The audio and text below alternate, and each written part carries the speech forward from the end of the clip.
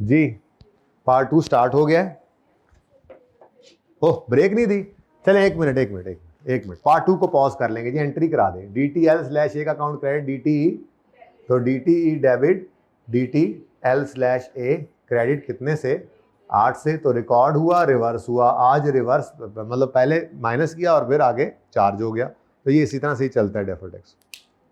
ठीक है, तो मेरे ख्याल में वजनी ज़्यादा नहीं करते IAS 12 को, ये बस काफ़ी है। कल से फिर इसके बड़े सवाल शुरू कर देंगे, यानी कि फिर सारी चीज़ें आने लग जाएंगी। तो IAS 12 का बस आज का आपका यही होमवर्क है। तो बस 5-7 मिनट ब्रेक करते हैं, इस पार्ट 2 को यहीं पॉज कर दो, यहीं से इसको स्टार्ट कर लेंगे। ठीक है, और फिर हम वो जो थ्योरेटिकल चीज़ें बची हैं वो करते हैं। ठीक है, पॉज करें इसको। चलें जी, पॉज ख़त्म हो गया, आ जाएँ जी। अब IFRS 16 से शुरू करें। IFRS 8 पे पहले आए ना, इसके MCQs तो साइड पे करें, ऐसे ही खाम खा ये फिर रहे हैं, लगे फिर रहे हैं।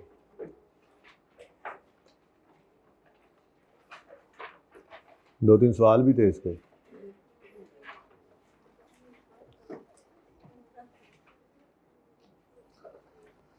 अच्छा जी, पास पेपर नंबर 3 ये आप लोगों ने कर लिया था। पास पेपर 3 के अंदर उसने क्या कहा था, डिस्कस करो how above components should be presented in note of operating segment in accordance with IFRS 8. अब DL is a listed company, has 7 components, following information is available: A, B, C, D, E, F, G. Operating segment आ गया, उसने external cell दी है, internal shell दी है, total दी है, total assets और total profit और loss, यानी सारा डेटा गिवन है, बेसिक डेटा, जिससे हम टेस्ट लगाकर दोनों निकाल सकते हैं अपने रिपोर्टेबल सेगमेंट। ठीक है, लेकिन कुछ एडिशनल इंफॉर्मेशन पहले पढ़ लें। कहता है operating result of all above components are reviewed by DL CEO. He is of the view that all components need to be presented separately in DL's financial statements as per IFRS 8. ये तो अभी हम देखते हैं ना भाई, सारे कैसे सेपरेटली रिप्रेजेंट करें। अगर कोई 10% थ्रेशोल्ड ही मीट ना करे और 75% से भी ना निकले तो वो तो अदर्स में ही जाएगा। अब CFO साहब की मर्जी, CEO साहब की मर्जी है। अच्छा, component A and G exhibit similar long-term financial performance because they have similar economic characteristics, while other components do not have similar economic characteristics. अब हमने एग्रीगेशन पढ़ी थी, तो कोई से दो कंपोनेंट्स अगर एक जैसे लग रहे हों तो क्या कर लो उनको, तो A और G को हमने क्या करना है, इकट्ठा कर लेना। ठीक है, इकट्ठा करके इनको क्या कर लेंगे, A एंड G। ठीक है, आप पता नहीं है ना क्या करते हैं कि मैं न्यूज़ लिखूं या उसको। ठीक है, A एंड G, उसके बाद बाकी सब अलग अलग है। नेक्स्ट कहता है component F earns revenue that are only incidental to activities of DL and supports component C and D. इसका मतलब ये जो F है ये रिपोर्टेबल सेगमेंट ही नहीं है। ठीक है, अच्छा अब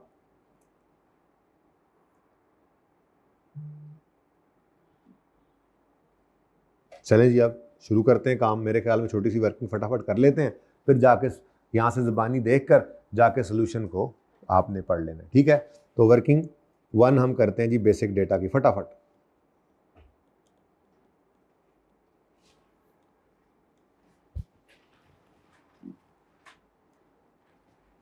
ये तंग कर रहा है, अब लैपटॉप ठीक हुआ, अब ये तंग करने लगी केवल।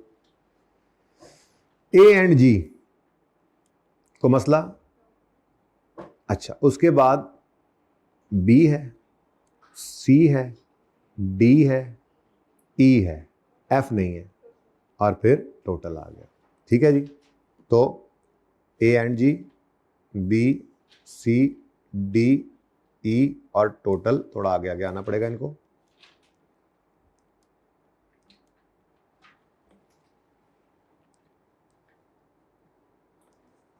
ले जी, अब एक्सटर्नल सेल्स है, जल्दी से बतानी है फिर एक्सटर्नल सेल्स, क्योंकि हमें कुछ भी करने के लिए ये वर्किंग करनी पड़नी थी। उसने कहा डिस्कस करो कैसे इनको प्रेजेंट करना है, उसका व्यू है कि सबको अलग करो। अब ये सारी बातें हमें कैसे पता लगेंगी, कैसे प्रेजेंट करना है, वर्किंग वन करेंगे अपनी, उससे 10% टेस्ट लगाएंगे, पता लगेगा ये रिपोर्टेबल हो गए, 75% लगा के देखेंगे, अगर हो गया ओके तो ठीक है, वरना कोई कादा और रिपोर्टेबल बनाएंगे और फिर उसको बताएंगे कि जी ये ऐसे ऐसे होना है, ठीक है। अब एक्सटर्नल सेल्स जी 2725 दोनों इकट्ठा कर दिया, ये ऐड करके बताना है अब आपने, ये अब ऐड हो रहा है 2600 प्लस 125, ऐसे ये सारे ऐड होते जाएंगे, ठीक है। तो नेक्स्ट बी है, बी की है ही नहीं एक्सटर्नल सेल, फिर सी है, डी है, ई है, एफ ने कर भी ली तो वो कह रहा है इंसिडेंटल है, उसको छोड़ो जी। 0 1600 155 0 575 टोटल, बाद में कर लेंगे जरूरत पड़ी तो। नेक्स्ट इंटरनल सेल्स, अब पता लगा बी की जितनी भी सेल है वो सारी की सारी इंटरनल नहीं, हाँ, और डी की कुछ इंटरनल, एफ की कुछ इंटरनल, और ए की भी है, सॉरी मिस हो गया। तो ए और जी इकट्ठे हुए पड़े हैं, उस कॉलम में आ गया 200, बी की इंटरनल सेल और नहीं है 113 नहीं है। अच्छा, वो डेटा जैसे दिया वैसे ही चलेंगे हम, जाहिर सी बात है। अब पहले वो टोटल देकर इंटरनल बताकर एक्सटर्नल निकलवा सकता था, इस बार एक्सटर्नल लग दे दी, इंटरनल लग दे दी, अच्छी बात है, लेकिन हम टोटल फिर भी करेंगे क्योंकि हमने टेस्ट में तो टोटल सेल का 10% लेना होता है ना जी। टोटल सेल्स बोलें जी 2925 600 1600 166 3575। उसके बाद टोटल एसेट्स नजर आ रहे हैं, चाती मारें तो साइड पे जी, 700 प्लस 150 850 हो गए, फिर 135 150 613 162, एफ को कहीं पे भी नहीं ला रहे, ठीक है। उसके बाद टोटल प्रॉफिट्स और लॉसेज हैं, तो प्रॉफिट है कि लॉस है, दोनों हैं, ओहो चलो लिखवाओ फिर, -287 -45, वो सारे नेगेटिव 580, फिर शुक्र है पॉजिटिव 475 और 58 पॉजिटिव। अब बड़े हो गए हैं बस, ठीक है, दोनों में नज़र क्या आ रहा है, ज़्यादा लॉसेज है ना, तो यहाँ पर टोटल लॉसेज का ही कर लेंगे, ठीक है। तो बताओ जी लॉसेज का टोटल बताओ, 1 2 3 कितना, अब इसके साथ साइन नहीं लगाएंगे हम, पता है ना आपको, बस ठीक है, 912 टोटल लिख दिया हमने। Total assets 1910, total sales 763।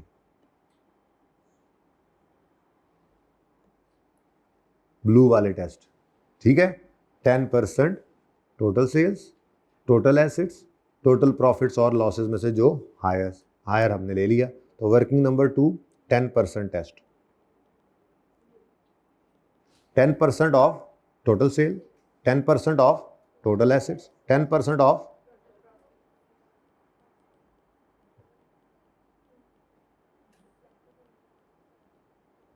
Total losses ही हैं अब, ठीक है। अब 7363 का 10% जी 736.3, उसके बाद 1910 का 10% 191, फिर 912 का 10% 91.2। अब टोटल सेल को सामने रखना है, इसको देखते हैं, ठीक है जी।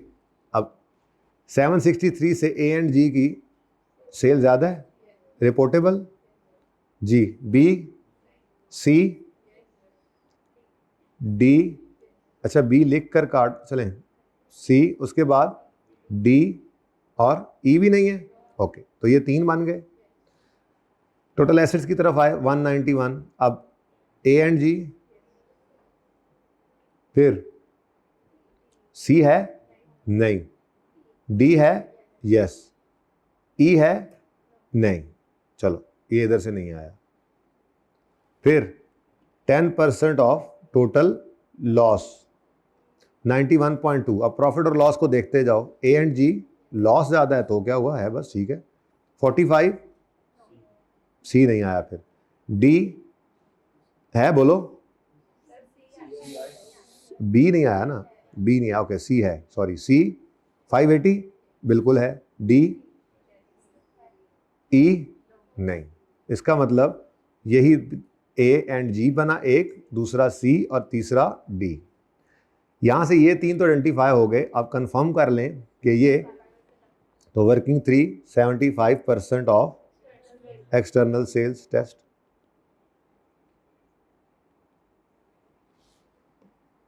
तो लिख लो अपने ये तीनों, ए एंड जी, इसकी एक्सटर्नल सेल 2725। फिर कौन सा है जी, सी 1600। फिर डी 1, अच्छा ऊपर पड़ा 1550। टोटल 5875 है ना, डिवाइडेड बाय, अब एक्सटर्नल सेल्स का टोटल बताओ 6450, ये मुझे चाहिए। ठीक है जी, तो 6450 से डिवाइड किया, आंसर इज कितना, चलो जी। तो इसका मतलब हमारे 3 रिपोर्टेबल सेगमेंट बने, A and G, C and D.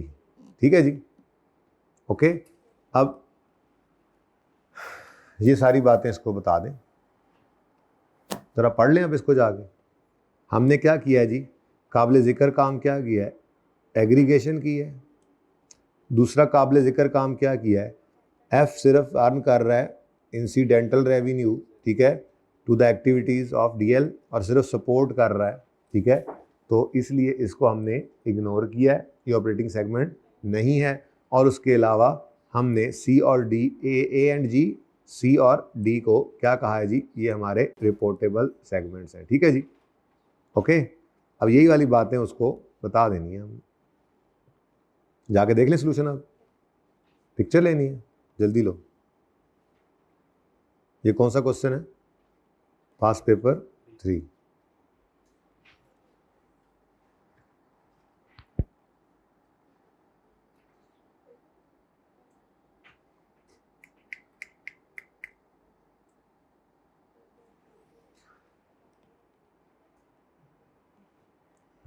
Contrary to CEO's point of view, DL's components should be presented in the note as follows in following manner. पहले, A and G may be presented as an aggregated segment because इनके similar economic characteristics. C को present करना है separate क्योंकि वो 580 million का loss रखता है जो कि 91.2 से ग्रेटर है, यानी 10% टेस्ट में फॉल कराया ना। डी को प्रेजेंट इसलिए करना है क्योंकि वो सारे कॉन्टेक्स्ट थ्रेशोल्ड मीट कर रहा है। एफ का रेवेन्यू चूंकि सिर्फ इंसिडेंटल है और सपोर्ट कर रहा है तो वो कोर डेफिनेशन को ही फेल कर गया, इसलिए उसको एक्सक्लूड कर दिया रिपोर्टेबल सेगमेंट। इसको रेकंसाइलिंग आइटम के तौर पे यूज़ करेंगे। ये वाली बातें हमने पढ़ी हुई हैं, यही करते थे। बी एंड ई, इनको क्या कह रहा है, will be presented as a, अच्छा हाँ ये मैं बताना भूल गया, माजरत, ये मुझे बताना, मतलब वहाँ बताना भूल गया क्योंकि नोट बनाना शुरू नहीं ना किया था। नोट में हमने क्या करना था, ए एंड जी, सी और डी, और उसके बाद बाकी दोनों को अदर देन रिपोर्टेबल में इकट्ठा करना था, ये तो बताना ही भूल गया था। ठीक है, ड्यू टू फॉलोइंग रीज़न, ये क्या है, मोर देन 75% ऑफ रेवेन्यू। अच्छा उसने कहा जी, ठीक है, वो कहता है कि ऑपरेटिंग सेगमेंट्स तो हैं लेकिन ये क्वांटिटेटिव थ्रेशोल्ड को मीट नहीं कर पाए, ना 10% ना 75% को, इस वजह से इनको अदर देन रिपोर्टेबल में ऐड कर दें। ठीक है, सही है। चलें आगे, चलें पीछे। क्वेश्चन नंबर 4 क्या कहता है जी इसमें, in accordance with requirements of IFRS 8 briefly respond to CFO suggestions and inquiries. Melon Limited is a listed company with multiple subsidiaries and operate across various sectors. वैसे तो कंसोलिडेशन पढ़नी है आपने, लेकिन इतनी को बात इसके लिए ज़रूरी थी, मैंने आपको वैसे ही बता दी थी और दिखा दी थी। बोर तो नहीं हो रहे? ये तो खड़े हो जाओ सारे, खड़े होकर पढ़ लो। जाग रहे हो ना सारे? फ्रेश हो ना, है ना? अच्छा जी, Melon is a listed company with multiple subsidiaries and operates across various sectors. The CEO of ML has recently joined, and upon reviewing ML's recent financial statements, has raised following matters in respect of disclosures related to. CEO suggests that similar to consolidated financial statements, segment information should also be presented in, as ML individually operate multiple. क्या जी सही कह रहा है?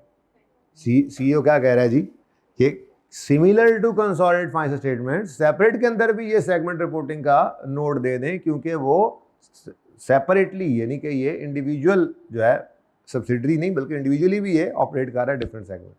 तो इसका जवाब क्या है?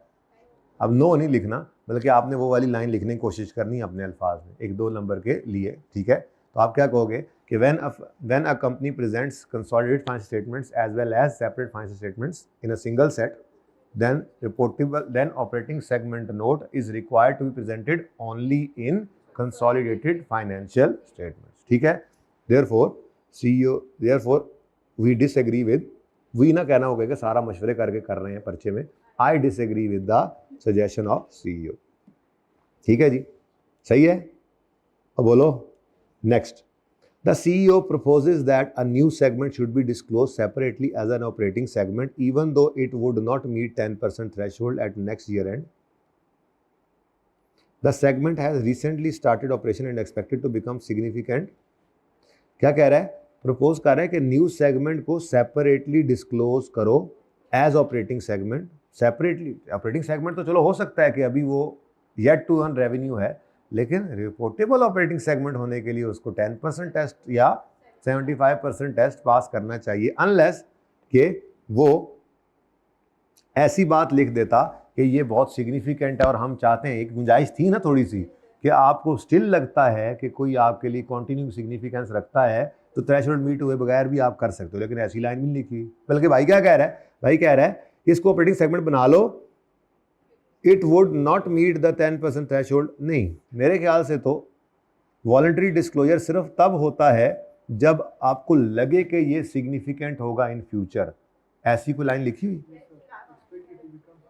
हाँ, sorry, the segment has recently and is expected to become significant. हाँ ठीक है, बन सकता है, कर सकते हैं, ठीक है, ये बात मान लें इसकी। ओके, ये वही वाली गुंजाइश मिल गई ना आपको, अगर आपको कोई लगता है कि ये आपके लिए सिग्निफिकेंट है तो आप उसको इवन दो नहीं हो रहा मीट, उसका थ्रेशोल्ड पर भी डिस्क्लोज कर सकते हो। ठीक है, तो आप कह दें कि standard allows voluntary disclosure as this segment is expected to become significant to ML in coming years. Therefore, even it would not meet 10% threshold till next year, it may be disclosed separately. ठीक है, यानी इसको reportable कर सकते हैं। Okay, तीसरा, the information regarding two separate operating segments have been combined and reported as one segment. Aggregation की होगी। Clarification is required on whether the result of two operating segment can be combined and reported as a single. If so, criteria ओए यहाँ पे लिखना पड़ेगा। वो 5 point थे, 4 नहीं थे। ठीक है, तो आप कहोगे कि 2 or more operating segments, separate operating segments may be combined and reported as one operating segment if they meet, ये लिख दिया आपने कि कर सकते हैं, if they meet all of the following conditions या criteria. Number 1, nature of they have, बल्कि यूँ था, if they are similar in all of the following aspect. Number 1, nature of product and service, product or service. Number 2, nature of production process. Number 3, class of customer, class ही था ना, हाँ, class of customer. Number 4, method of distribution. Number 5, regulatory environment applicable. तो ये पांचों चीज़ों के अंदर अगर कोई बंदा उधर लगा ऐसे जी, अगर कोई सेगमेंट जो है वो सिमिलर हैं तो उनको क्या कर दें, कंबाइन करके एक बना सकते हैं। ठीक है, तो ये क्राइटेरिया लिखना पड़ना था, उसने खुद जो पूछ लिया। अब 8 नंबर में दायरा, उसने पूरे भी तो करने थे। Number 4, the CEO suggests that detail of major customers should no longer be included in disclosure as these customers are not MLs. हद हो गई यार, कुछ सेगमेंट थोड़ा ही होता है, मेजर कस्टमर सेगमेंट थोड़ा ही होता है, ये गलत कह रहे हैं। हमने कहा कि ये तो एंटिटी वाइड डिस्क्लोजर है, ये तो किसी एक ऑपरेटिंग सेगमेंट वाली के लिए भी ज़रूरी है। तो major reliance on major customer is required to be disclosed, ठीक है, even though it is not a segment of ML, ठीक है, तो इसको डिस्क्लोज करना लाजमी है, ठीक है, सही है जी। आसान स्टैंडर्ड साबित हुआ ये तो खसो खाशाक की तरह बह गया, ये तो रेत की दीवार आप लोगों के सामने साबित हुआ, माशाल्लाह माशाल्लाह। आ जाए ज़रा MCQs को देख लें। क्वेश्चन बैंक के 2 सवाल हो गए हैं। अच्छा, ये क्वेश्चन बैंक का सवाल है जिसमें उसने पर्पस और क्राइटेरिया पूछा है। अब ये पर्पस और क्राइटेरिया हमने कहीं स्टैंडर्ड में पढ़ा नहीं है, तो चलो अच्छा है यहाँ से पढ़ लेना एक बार, हो सकता है कहीं पे पर्पस क्राइटेरिया वो पूछ ले आपसे, ठीक है। बाकी critically evaluate operating segment setting out any problems with standard, ये प्रॉब्लम्स भी इसमें आ रही हैं। तो ये एक इम्पॉर्टेंट क्वेश्चन है, इसको आपने रीड ऑनली करना है वंस, तो ये आपका होमवर्क है, और कोई क्वेश्चन हो तो मुझसे पूछ लेना है।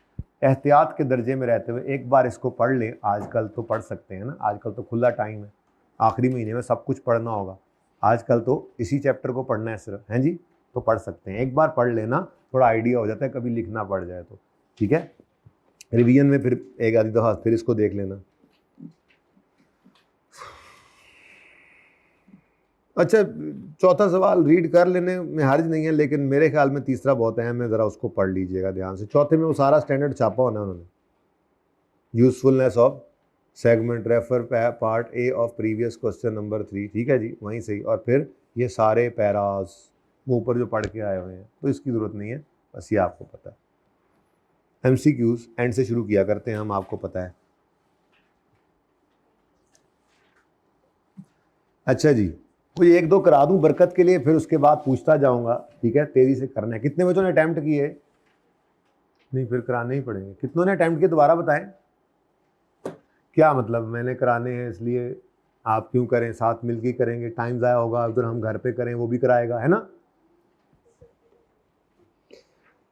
अंडर IFRS 8 ऑपरेटिंग सेगमेंट्स, ये असल में नाम होता है बस, ठीक है ना, ये सारा क्या है, IFRS 8 ऑपरेटिंग सेगमेंट्स, ठीक है, तो इसके अलावा पढ़े, वैसे इतना लंबा जुमला हो जाता है, असल गाली बंदा भूल जाता है। जैसे वो IAS 8 का नाम था, accounting policies, change in accounting estimate and errors, अब वो उसका MCQ आए तो यूँ लिखा होगा, अंडर IAS 8 आगे कॉमा डाल के accounting estimate, change in accounting estimate, accounting policies, accounting estimates and errors, फिर कॉमा डाल के फिर आगे बात शुरू होती है, तो बात पे पहुंचे। Which of the following criteria is not relevant for identifying and the segment engages in business activities from which it may earn revenue and incur. Segment has discrete financial firm available. Operating results are reviewed regularly by segment. Asset must be physically इतने दूर से नजर आ रहा है कि ये नहीं है ना, ठीक है, ये नहीं है, और उसने यही पूछा है कौन सा नहीं है, दूर से नजर आ रहा है, पढ़ा हुआ होना चीज को, तो एक बार पढ़ा होना काफी होता है, वो MCQ में ऐसी चीजें पकड़ी जाती हैं। A company management wants to aggregate 2 operating segments into one। ओह, ये भी मैंने आपको पढ़ाते हुए कहा था कि ऐसा MCQ आ सकता है, देखो आया हुआ है, ये याद नहीं था कि हाँ आया हुआ है। खैर, into one for reporting both produce similar goods, have similar process and serve similar customer type. However, one segment operates in higher risk potential environment with significantly higher volatility and cash flows under IFRS 8. Can these be aggregated? अब वो कहता है Yes, all qualitative similarities allow aggregation। अब एक मसला आ रहा है, वो क्या है, one segment operates in higher risk potential environment, तो ये तो similar environment में ऑपरेट ही नहीं कर रहा, एक लो रिस्क वाला है, दूसरा हाई रिस्क वाला है। तो हमने तो कहा था नेचर ऑफ प्रोडक्ट सर्विस भी सेम हो, प्रोडक्शन प्रोसेस भी सेम हो, टाइप ऑफ कस्टमर भी सेम हो, लीगल फ्रेमवर्क भी सेम हो, और डिस्ट्रीब्यूशन। अब यहाँ से तो यही लग रहा है कि टाइप ऑफ कस्टमर या लीगल फ्रेमवर्क सेम होता नज़र नहीं आ रहा, मुझे नहीं लग रहा कि ये सेम है। बहरहाल पहला तो नहीं है जी, सारे क्वालिटेटिव नहीं है इसमें, ठीक है। फिर क्या कह रहा है, can this be aggregated, no. अच्छा, यस, नहीं, this can not be aggregated but only if revenue correlation, ऐसी दूर से पूरा चैप्टर पढ़ा हुआ है, ऐसी लाइन ही नहीं पढ़ी हुई जो ये लिखी हुई है, but only if revenue correlation is proven statistically. तो पढ़ा होगा तो पता होगा यार, ऐसी चीज उसकी पढ़ी को नहीं सी। आगे चलो, no due to significant difference in risk and economic environment. बिल्कुल इकोनॉमिक एनवायरनमेंट डिफरेंट है, सेम एनवायरनमेंट नहीं। अगर वो मैंने याद करने के लिए 5 पॉइंट्स पढ़ाए थे, अगर आप पूरी तफसील से एक बार उनको पढ़ लेना तो ये इकोनॉमिक एनवायरनमेंट वाली बात वहां पे लिखी हुई है। कहते तो दिखा देता हूँ, पढ़ा था। चल बड़ी मेहरबानी ताड़ी जी। तो ये ही सही है, yes but only if both are profit. Next 22, which two of the following would provide disclosures related to IFRS 8? कौन दो लोग प्रोवाइड करेंगे? A listed company with single reportable segment, IFRS 8 के ही डिस्क्लोजर्स हैं, एंटिटी वाइड डिस्क्लोजर्स। क्या ख्याल है? नहीं भाई, एंटिटी वाइड डिस्क्लोजर्स IFRS 8 की है ना, ठीक है। तो IFRS 8 वाले डिस्क्लोजर्स ये नहीं करते प्रेजेंट। Listed company with single reportable segment करेगा, listed company with multiple report segment भी करेगा डिस्क्लोजर। अ नॉन लिस्टेड नहीं, आगे नहीं पढ़ना। अ नॉन लिस्टेड आगे क्यों पढ़ें, क्योंकि पहली बात ही हमने ये पढ़ी थी ए लिस्टेड कंपनी, ठीक है। तो ये स्टैंडर्ड मैंने कहा था आपको एप्लीकेबल ही किस पर है, listed company. Which of the following is not required to be disclosed as per IFRS 8? Revenue from external customer for each product and service or each group of similar, ये तो है रिक्वायर्ड। एक्सटर्नल कस्टमर वाला product wise external customer का revenue show करना है, product wise external cell बतानी है नहीं बतानी है, बतानी है। अगर मेन नोट बना हुआ है तो माफी मिलती थी, नहीं बना हुआ आपने ज्योग्राफिकली बनाया हो तो फिर एंटिटी वाइड डिस्क्लोजर के अंदर ये जाके देना पड़ता था, disclosure required. Non current assets located in country of domicile and in all foreign countries in which entity holds assets, ये भी देना पड़ता है एंटिटी वाइड डिस्क्लोजर्स में। प्रॉफिट और loss attributable two entities country of, नहीं पकड़ा गया, ये नहीं देना। प्रॉफिट और लॉस कंट्री ऑफ डोमिसाइल और फर्क ये देते थे ना ना ना ना। ज्योग्राफिकली सिर्फ दो ही चीजें बताई थी हमने, एक्सटर्नल सेल्स और नॉन करंट एसेट। प्रॉफिट तो नहीं ज्योग्राफिकली बताया था। हाँ वो अलग बात है कि आपका नोट ज्योग्राफिकली बनाओ तो फिर ऑटोमेटिकली प्रॉफिट लॉस निकल आएगा, बट ये ज्योग्राफिकल वाले में लाजमी नहीं था देना, ठीक है। अगर प्रोडक्ट वाइज है तो अलग से प्रॉफिट बताने की कहीं जरूरत नहीं होती, ठीक है। तो ये नहीं है। Extent of reliance on major customer including detail if revenue of a customer exceed, बिल्कुल सही कह रहा है, ये भी देना था। तो कौन सा नहीं है? सी नहीं है। Which of the following quantitative threshold are specified by IFRS for identification of reportable operating segment? Segments reported external revenue is, यार ये तो टोटल रेवेन्यू नहीं था 10% वाला तो, और more of combined external revenue of, ये तो टोटल की बात होती थी, ठीक है। तो ये तो गलत हो गया। सेगमेंट्स नेट एसेट नहीं है। कौन सा बन रहा है? नन ऑफ द टू, क्योंकि ये दोनों ही क्राइटेरिया नहीं थे। गलत क्राइटेरिया बताते हो हमें, गलत बताते हो हमें। अब पढ़ना ध्यान से जिसने था उसको तो मसला नहीं होना, वरना वो 10% जिसने बताया था ऊपर से गुजारा होगा 10% देखा होगा, हाँ ये सही है, यस 10%। एसेट्स है ना, एसेट्स है ना 10%, ठीक है। सेल्स है ना, रेवेन्यू है ना 10%, ध्यान ही नहीं किया, ध्यान से पढ़ा ही नहीं। 19 नेट एसेट्स कहते हैं बेटा टोटल एसेट्स माइनस, ठीक है ना। तो हम तो टोटल एसेट्स पे टेस्ट लगाते थे, total asset less total liabilities पे नहीं लगाते थे। 19 IFRS 8 वुड बी, आज जुमा शरीफ है माशाल्लाह, जुमातुल मुबारक, मुबारक हो। 5-7 मिनट छुट्टी भी देनी पड़ेगी आज, और मैं आया भी लेट था आज 10 मिनट, है ना। 10 मिनट रूटीन के लेट होने से ज़्यादा 10 मिनट लेट आया था, ये बता रहा हूँ। मुझे पता है आप लोग हंस रहे होते हैं दिल ही दिल में। IFRS would be applicable to a listed parent companies, listed parent company की कंसोलिडेटेड फाइनेंशियल स्टेटमेंट पे लगता है, लेकिन साथ में सेपरेट फाइनेंशियल स्टेटमेंट ओनली, नहीं कंसोलिडेटेड यस, ऑडिटेड नहीं वो तो एक ही बात होती है। तो ये है, इस पे एप्लीकेबल है, बाकियों पे नहीं। 18 एज पर, मैं पास पेपर वाले तो करा के ही दम लूँगा ना इंशाल्लाह, फिर आपसे पूछूंगा 14वें से ऊपर के जो आपको समझ, जिन्होंने किए हैं बस उन्हीं का फिर पैकेज लगेगा, बाकियों का कोई नहीं, बाकियों का घर पे करना पड़ेगा उनको फिर। 18वां, as per IFRS 8 an operating segment is identified as newly reportable in the current year that was not required to be reported separately in prior। इस दफा बना है, पिछले साल में नहीं था, ये वो केस है, कंपैरेटिव को रीस्टेट करना है, ठीक है, याद है। Which of the following is correct way of reporting this newly reportable segment? It shall be reported separately in current year and comparative shall be, सही लग रहा है, अगले भी पढ़ लो। It shall be reported separately in current year, current में तो आना ही है क्योंकि वो रिपोर्टेबल बन गया है, and comparative shall, अरे नहीं भाई नहीं, गलत हो गए तुम। It shall not be reported, चलो गाल नहीं मुक गई। It shall be reported only when criteria is met for, अच्छा ये हम ना कंपनीज एक्ट पढ़ेंगे, कंपनीज एक्ट आपका फाइनल अकाउंट्स में से ना, वो फाइनेंशियल स्टेटमेंट्स के डिस्क्लोजर कंपनी एक्ट वाले आपके इधर हैं सिलेबस में, ठीक है।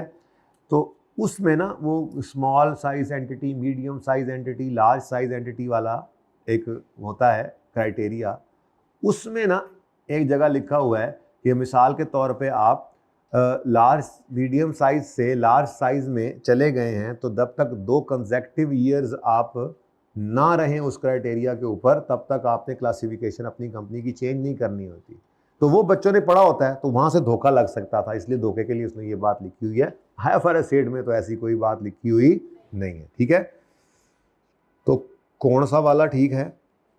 ए, as per IFRS 8 which two of the following disclosures apply to all entities including those entities that have single reportable segment? Extent of reliance, yes. Extent of reliance on major customer when, नहीं ये पता नहीं क्या बात लिख दी इसने। Extent on off Reliance बतानी होती थी बस, थ्रेशोल्ड मीट हो या ना हो, नहीं वो तो सिंगल वाले भी नहीं बताया था, उसका थ्रेशोल्ड का हो तो एक ही है, थ्रेशोल्ड मीट हो या ना हो, जिन अब मर्जी सेगमेंट्स का वो कस्टमर होकर को मेजर कस्टमर आ गया तो बस आ गया, ठीक है। ये अजीब सी बात थी, वेयर से आ गई, ऐसी कोई बात नहीं थी, बस पहली बात। ऑल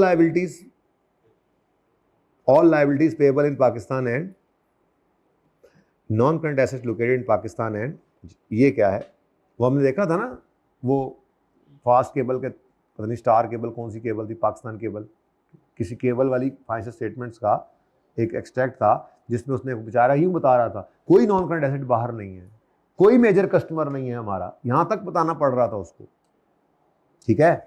अच्छा, which two of the following are correct in context of IFRS 8? 2 or more operating segments may be aggregated into a single operating segment, सही कह रहा है, हो सकते हैं क्राइटेरिया मीट करने के बाद। An operating segment not fulfilling 10% may still be reportable, अभी भी तो पढ़ के आ रहे हैं, एक और MCQ में देखा था, बिल्कुल जब आपको लगे कि वो सिग्निफिकेंट है आपके लिए, ठीक है, तो बोथ आर करेक्ट। अच्छा जी, मुक्के नहीं हाले पास पेपर वाले। An operating segment has just started operations but has not earned any revenue yet. Which of the following is correct? It may be reportable segment if quantitative threshold is met. सही कह रहा है। It is a reportable segment even if, नहीं, it is not a reportable segment even if it will be reportable only after earning, नहीं, बस पहला ही है मेरे ख्याल में तो सही जी। क्या?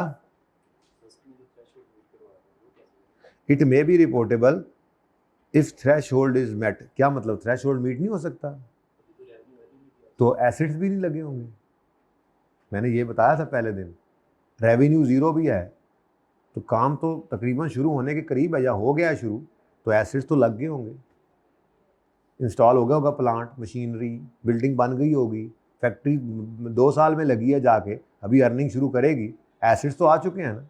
तो टेस्ट में तो टोटल एसेट्स आ जाएं, टोटल सेल्स आ जाएं, टोटल प्रॉफिट, चलो रेवेन्यू और प्रॉफिट नहीं आया, एसेट तो ये मैंने उसको भी बताया था, एसेट्स तो आ सकते हैं, थ्रेशोल्ड मीट कर सकता है। अच्छा जी, अब 14, 13, 12, 11 में से कोई मसला किसी को बोलो कि कर लें। Operating segment of an entity have reported following revenues: external, internal, total. Reportable segment on the basis of quantitative threshold of 10% revenue are, अब इधर देखो आपने क्या करना है, टोटल का 10% ले लेना है, ये बना 228, अब ये 220 8 से ऊपर जिस जिस की टोटल सेल है, ये नहीं है, ये है, सॉरी ये भी नहीं है, सी और डी है तो ई भी है, तो सी डी और ई क्या है? तो इस तरह के एमसीक्यूज हैं ये जी। 13 12 11 में कोई मसला आया हो किसी बच्चे को? कितने बच्चों ने किए थे ज़रा ये एमसीक्यूज बता दें। कोई मसला नहीं आया इनमें? ये बाकी आप देख लीजिएगा, आसान एमसीक्यूज हैं, क्या करवाने अब ये। इस सफ़े पे किसी एमसीक्यू में मसला आया हो? 6 7 8 में मसला आया है?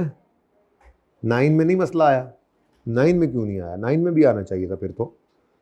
An operating segment may engage in activities for which it has yet to earn revenue, for example startup operation, and it will be reportable before earning। अच्छा ये will भी सही नहीं है, may भी reportable हो सकता था, may be reportable before earning, हाँ ये सही कह रहा है। will not be reportable before, नहीं यार, none of the above कैसे हो सकता है जब ये है तो? ठीक है, बी को सही कर दिया मैंने। चलें आगे। A component of an entity that sells primarily or exclusively to other operating segments of the entity, अगर सिर्फ वो काम क्या कर रहा है, सिर्फ बेच रहा है अपने ही किसी दूसरे सेगमेंट को, तो क्या वो ऑपरेटिंग सेगमेंट बन सकता है? एक कंपोनेंट, एक सेगमेंट सिर्फ दूसरे सेगमेंट को ही सेल करता है, बाहर नहीं कर रहा, सिर्फ इंटरनल सेल कर रहा है, क्या वो ऑपरेटिंग सेगमेंट बन सकता है? बन सकता है, बन सकता है। सफायर की एग्जांपल दी थी मैंने, सारा धागा खुद को ही बेच रहे हैं, फिर सारा कपड़ा बना के खुद को ही बेच रहे हैं, फिर सारा वो कोरा कपड़ा बना के खुद को प्रिंटिंग में बेच रहे हैं, प्रिंटिंग मशीन को, प्रिंटिंग वाली फैक्ट्री को, फिर प्रिंटिंग से खुद ही सारा स्टिचिंग को बेच रहे हैं। बिल्कुल ऑपरेटिंग सेगमेंट बन सकते हैं। धोखा खा गए आप, पिछली बात से थोड़ी देर पहले हुई है, वो और बात हो रही थी। वो बात ये हो रही थी जो एफ था ना आपके पास पेपर 3 में, उसके बारे में उसने लिखा था ये सपोर्ट करता है और सिर्फ इंसिडेंटल रेवेन्यू कमा रहा है। ये इंसिडेंटल नहीं है भाई, उसका काम ही यही है। अगर वो इधर ना बेचता तो बाहर बेच देता, तो रेवेन्यू वो अल्टीमेटली वो एंड प्रोडक्ट के अंदर सारे पैसे ही आपने सारे कड़ाके निकाल लेती है ऑर्गेनाइजेशन, फिर जाके सारे पैसे अर्न हो जाते हैं, दुनिया से रियलाइज हो जाते हैं। नहीं, मे भी तो हो सकता है ना। A component of an entity that sells primarily, it must be classed as operating segment। Ji, must तो नहीं, क्योंकि क्राइटेरिया मीट होगा तो अच्छा ऑपरेटिंग सेगमेंट तो हो सकता है, हाँ, लेकिन थोड़ी सी बात आगे चलते हैं। It must be excluded from being an, ये तो बात गलत है। It is included as operating segment if entity is managed that way, ये सही लग रहा है। मतलब कि मैं जैसे पूरी बात कर रहा हूँ ना कि अगर हमारी कंपनी काम ही ऐसे कर रही है कि हमने चीज़ बनाकर बेचनी ही नहीं है बाहर, खुद को ही आगे बेचनी है और फिर उसने आगे वो और प्रोडक्शन करनी है और वैल्यू एडिशन करनी है, फिर मेरे ख्याल में ये ज़्यादा बेहतर है। तो इन दोनों ए और सी में से सी ज़्यादा बेहतर है। It is included as an operating segment if management, नहीं, मैनेजमेंट की डिज़ायर पे नहीं हम चलते। तो ये ए मैंने इसलिए इनकरेक्ट किया क्योंकि इसमें आगे ये वाली बात आ गई थी, तो ये ज़्यादा बेहतर हो रहा है। 6th में को मसला, 6th में भी आया मसला ऑपरेट,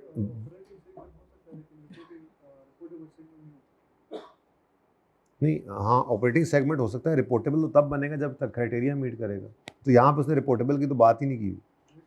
हाँ बिल्कुल सही, सही कह रहे हो जी। 6वें को मसला, भाई 6वें में मसला है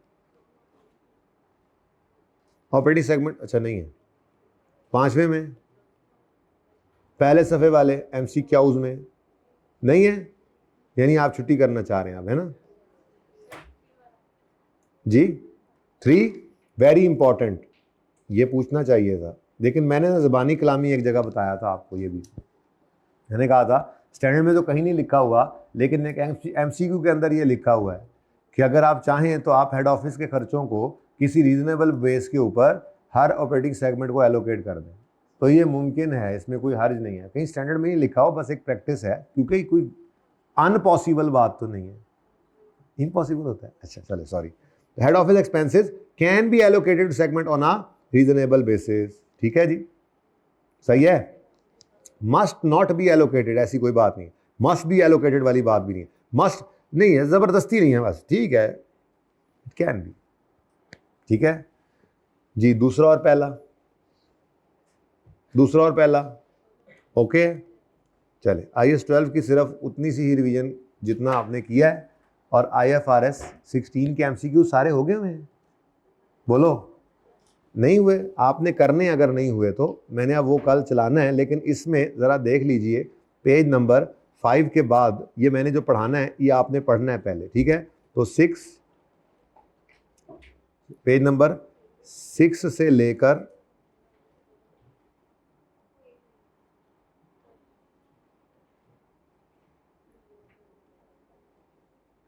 सब जो फजूल चीज़ें बीच में होंगी ना, एग्जाम्पल जैसे की हुई हैं, बस उनको आगे गुजारना है, ठीक है? पेज नंबर 6 से लेकर 18 तक ज़रा रीड करके आना है आपने, ठीक है? बस गो थ्रू करना है, मैंने इसमें सब इंपॉर्टेंट चीज़ें आपको फिर पढ़ानी है। अब आज टाइम ख़त्म हो गया, जुमे का दिन है, इंशाल्लाह ज़िंदगी रही तो कल मुलाकात होगी। अल्लाह हाफ़िज़।